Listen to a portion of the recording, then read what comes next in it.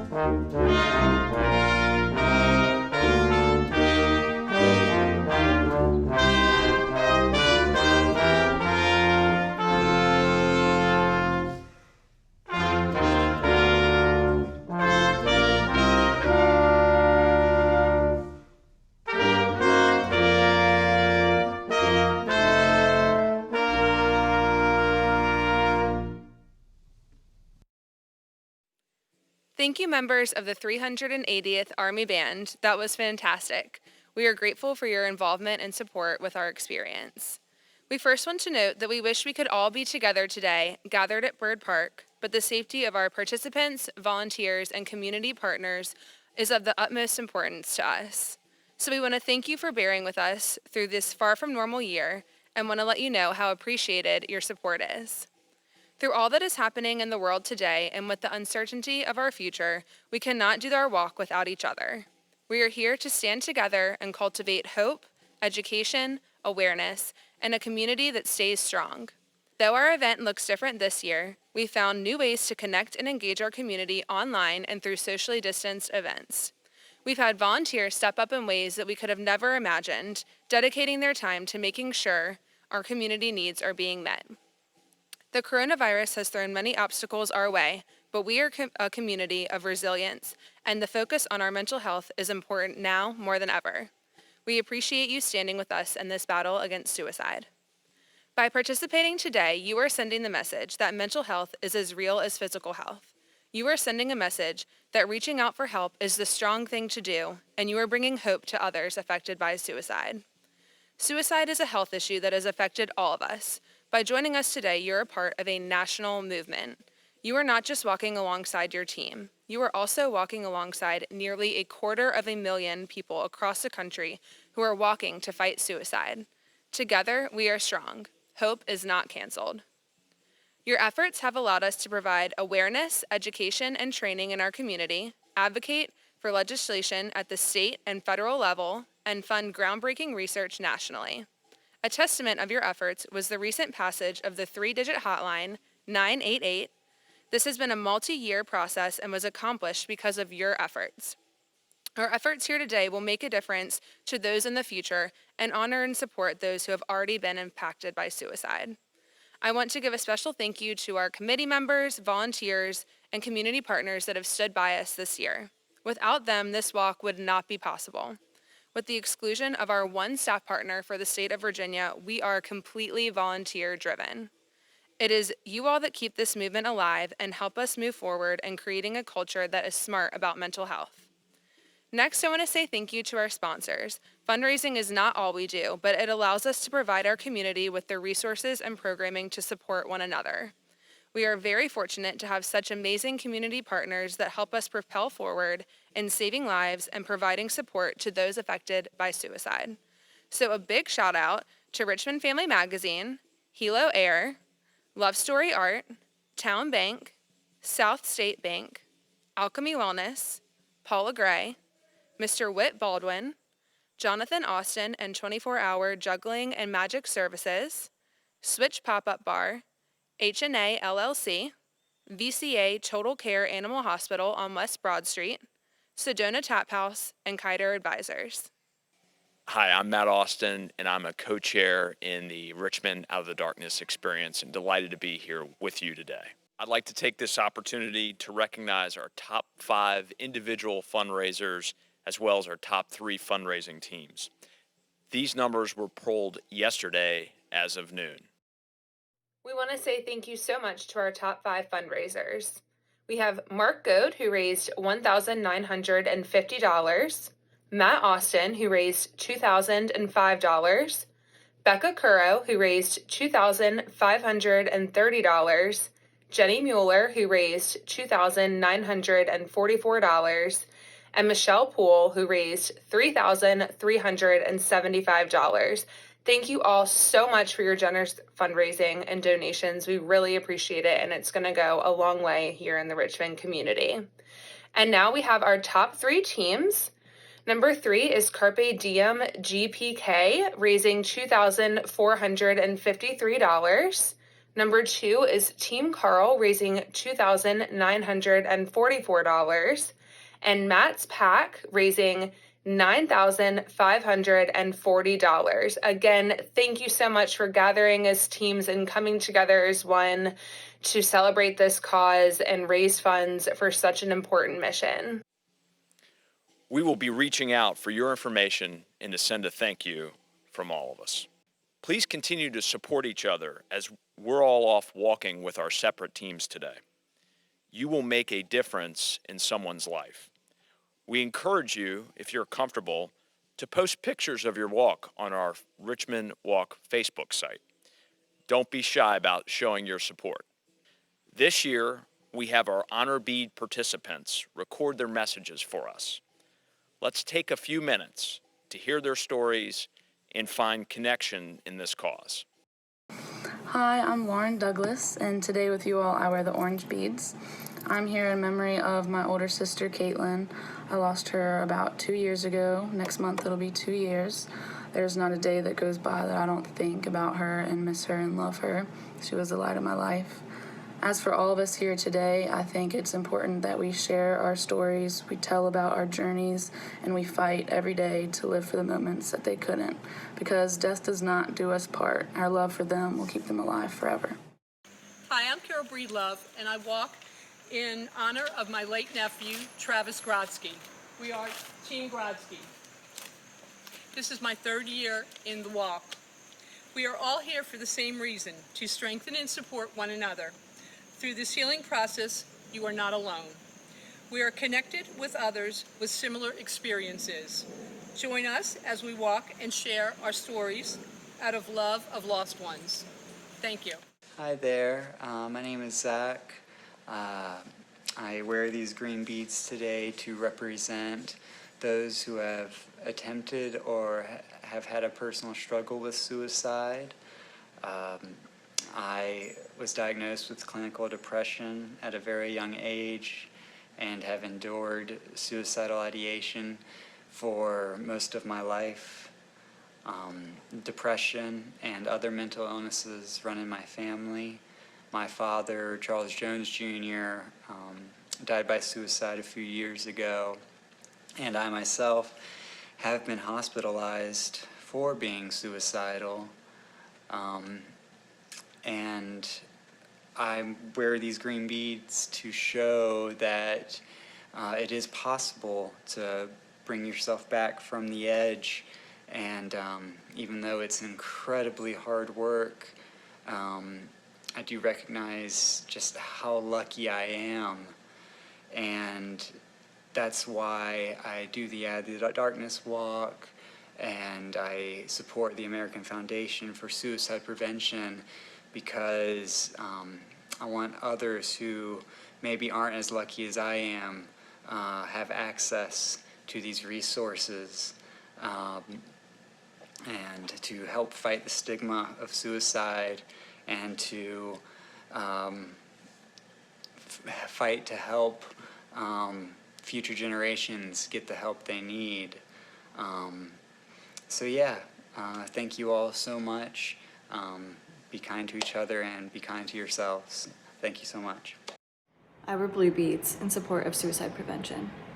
Whether you've lost a loved one or you're going through a struggle yourself, We're here for you, and you're not alone. My name is Brad Neff, and I wear the teal beads to honor and support my family and friends who struggle with depression and anxiety. The AFSP Out of the Darkness walks bring important attention to a very, very special mission that helps so many of those that we love. I hope you will support AFSP on October 3rd and participate in the Out of the Darkness experience. Thank you. My name is Sarah and I'm representing the Silver Beads. Every year, my family and I walk to honor our cousin Dylan, who is an EMT member. I'm also a veteran of the Marines. Being in the Marines for 4 years, I saw firsthand the impact that suicide has on military members. AFSP is a great resource for those who are in the military or veterans that are looking for assistance with their mental health. This has been a source for healing for me, and it is great to see people from different walks of life coming together as one, especially during these times we are living in. I represent the color red. For those of us who have lost a spouse or partner, please know that there is hope and light for those of us who have lost a spouse or partner. I wish you peace and happiness.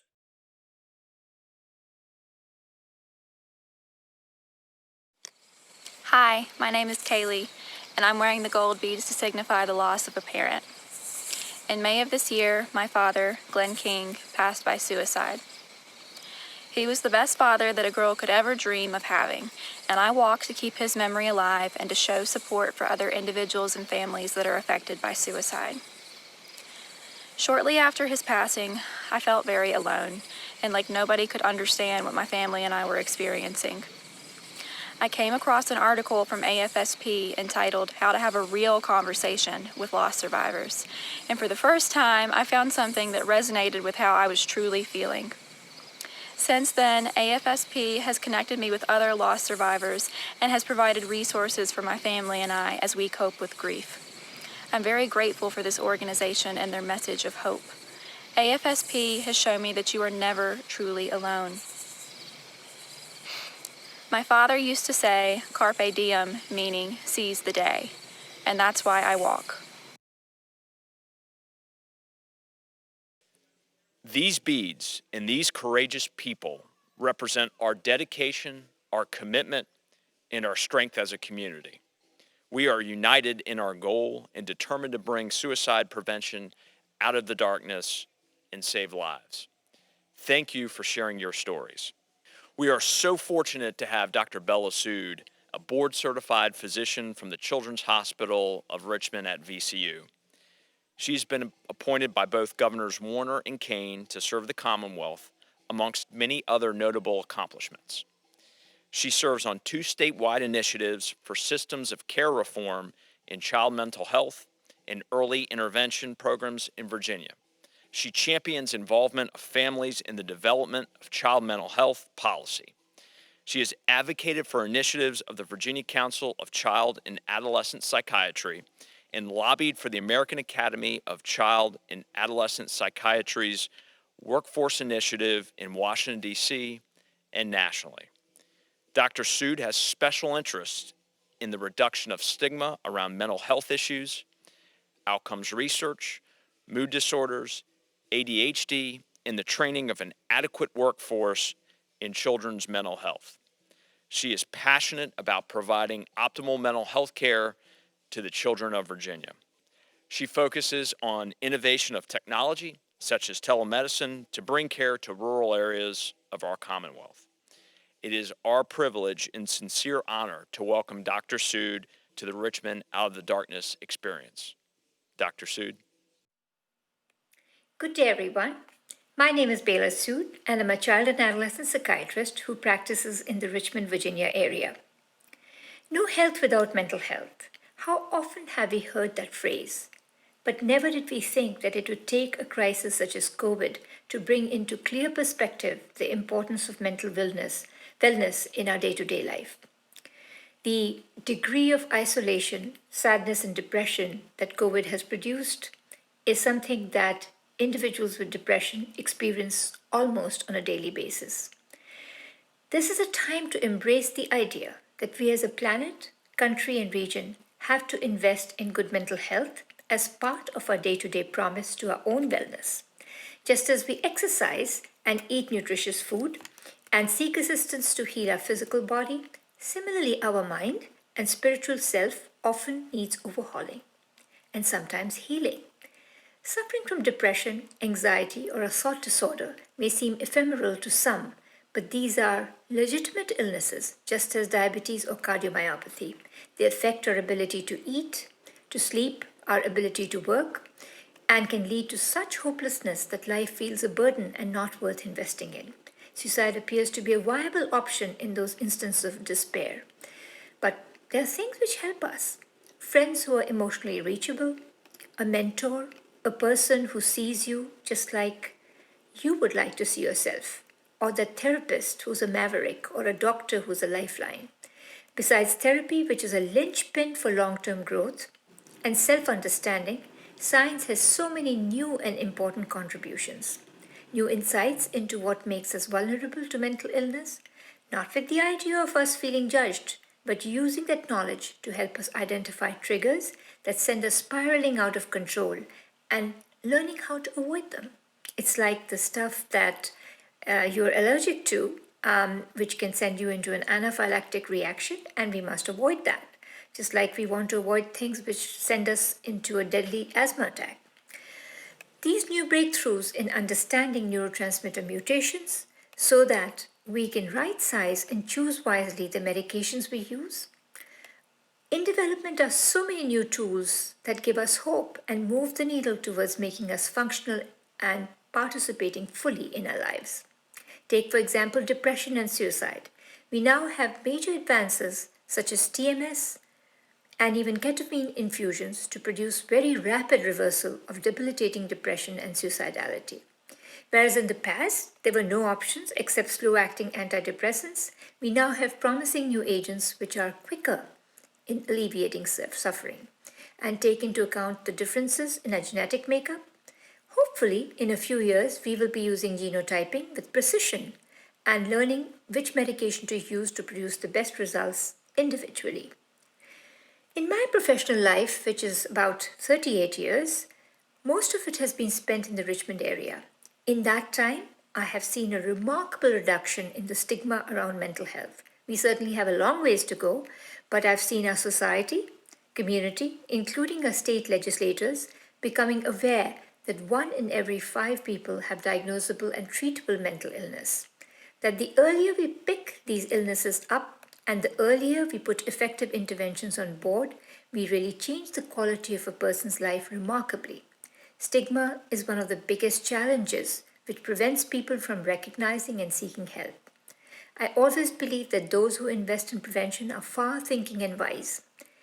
They are the Yodas of our society. As a society, we spend too much of effort in tertiary care, and we only give money when people get really, really sick. Why? When we could stop things from getting really bad if we intervened early, caught that mild depression, and allowed people to access therapy, to support them, and help them get well. As a society, we must lean on insurance payers to pay for preventive mental health care. I think dentists have it absolutely right. They pay the most to dental cleaning and hygiene and the least for interventions with rotten teeth. No wonders people are willing to have their teeth cleaned more regularly. Every bit of science supports the idea that the earlier we spot a mental or physical health problem and the earlier we intervene, we prevent the development of severe and potentially fatal illnesses that carry so much of a burden for the sufferer and their caregivers. The more awareness we create, say, about depression as a treatable illness, the more open we are about it, the stigma in seeking help will reduce. And as illnesses are treated quicker, the outcomes will be much better, reducing fatal outcomes like suicide, etc. Let's all pledge today that we will use this time of major changes in the world by creating our own commitment for good mental health, giving the brain, which is the seat of a reason, its rightful place as an important, if not the most important organ in our body. As we do that more, people will be less afraid to seek the help to avoid very preventable complications of illness like anxiety, depression, and most definitely suicide, which unfortunately is on the rise, particularly in youth. The mandate is to invest in science, invest in moving forward with clarity, using science, but with a strong sense of morality and as well as common sense to produce a world of mental wellness equity, no matter what your gender, ethnicity, and background is. Coming back to the point, there is no health without mental health. So let's promise today to take this message out, spread the light, and bring more people with us so that mental health, mental wellness becomes center stage in this life that we live.